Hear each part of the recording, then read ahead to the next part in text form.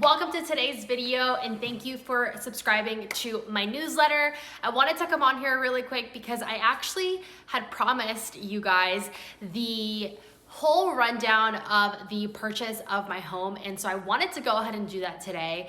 I am going to be doing this thing called house hacking, and so before we get into it, I actually wanted to read you the description of the definition of what house hacking is on the internet.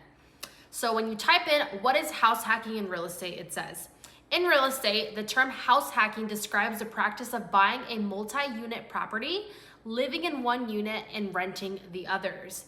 All you have to do is charge enough rent to cover the cost of your mortgage payment and any monthly utilities.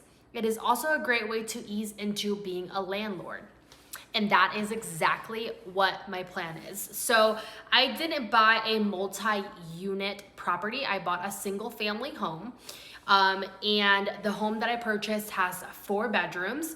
It's actually a perfect floor plan for this whole house hacking idea, but you really don't need a specific floor plan to do it. You just need at least 3 bedrooms, ideally 4. And then you can pretty much live for free. So I'm gonna be very transparent about what my goals are with this property. So again, it's a perfect floor plan because my house is kind of like an L shape where the master is over here and then everything in the middle is like the kitchen and stuff, and then over here are the rest of the 3 bedrooms. So all of my tenants are gonna be nice and far away from me, and it's going to be working out great. So I currently have a long-term tenant, so she lives with me every single month and she pays me rent. So for numbers sake, let's say that my mortgage is $1,200, right? Let's say that this tenant that lives in my house pays $500 already.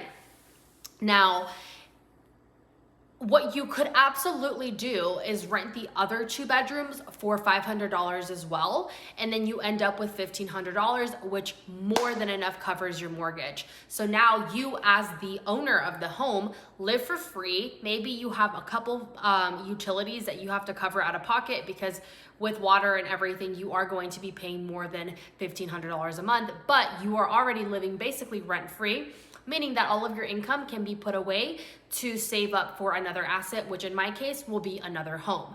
So that's my goal. I don't know if you know this, but my goal is to purchase another property in the next 6 months. Hopefully at some point in my life before the age of 30, hopefully, I would like to have 30 total and have income producing properties everywhere. So that is my goal.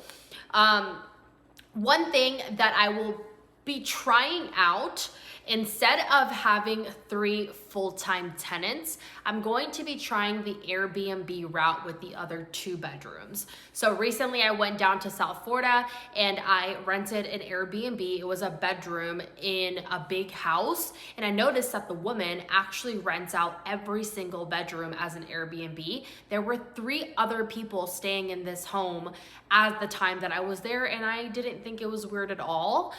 She also had a yacht out back that she also rented on a nightly basis. So it kind of sparked the idea that maybe I should try that.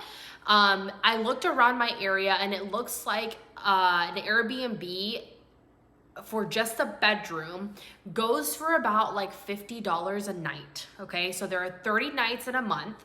I'm not good at math, so I'm pulling up a calculator. Come on, I know, basic math, sorry. I'm a people person, not a math person. Okay, so if we do $50 a night, mind you, remember, we were thinking about renting that room out for $500 instead. Again, for numbers sake. So let's say we rent it out for $50 a night times 30 days in a month.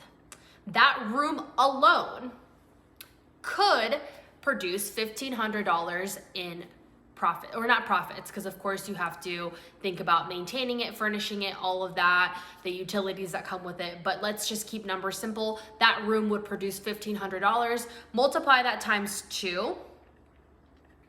I get $3,000 in 1 month just from those 2 bedrooms. Now, of course, you have to take account vacancy. So if we were just to rent it out for 15 days out of the month, we would end up with $750, which is still much more than I would get from a full-time tenant. So I just think that if I can get them rented out even at a 50% vacancy, I'm gonna make more money in the long run, and I'm not gonna have a full-time person there all of the time. In addition to that, I also have family that come into town very often, and I would like the opportunity to block that room out in order for them to stay with me if they choose to do so. So that is the reason why I'm going to try the Airbnb thing. If all goes well, ideally I would like maybe my next property to also be a full-time Airbnb. Initially, my goal was to move out of my current home and into a new house, but I kind of like my house now, unfortunately. I didn't think that was gonna happen. I was trying really hard not to love it, but I do love it. So I might end up staying in it for a few years and just purchase properties as investment properties and rent them out to Airbnbers. So totally open to trying that out. If I do end up doing that, I will absolutely share that with you. But if you have an extra room in your home and you're totally cool with renting it out, I've had a pretty good experience with Airbnb at my other apartment. Nothing crazy ever happened, but of course, try it at your own risk. It's definitely a great way to produce passive income.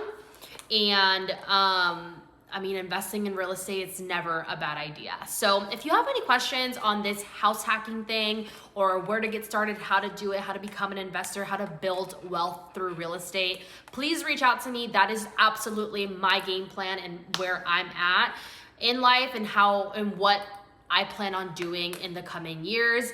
Something that I get really fired up about. Thanks to my brokerage, it's totally been something that I have been wanting to implement as quickly as possible. So shout out to Momentum Realty, best brokerage ever. Love them, bleed them. They're the coolest. But anyways, thank you so much for tuning in. I hope to see all of you guys soon on my next newsletter. If you have any questions, again, please reach out to me. This is a very interesting and fun topic for me. And I hope that you'll reach out if you know any buyers, sellers, or anybody that's looking to invest in real estate. If you didn't know, my goal is to sell 30 homes this year. So I hope that you'll help me achieve that. And I hope to hear from y'all soon. Bye, guys.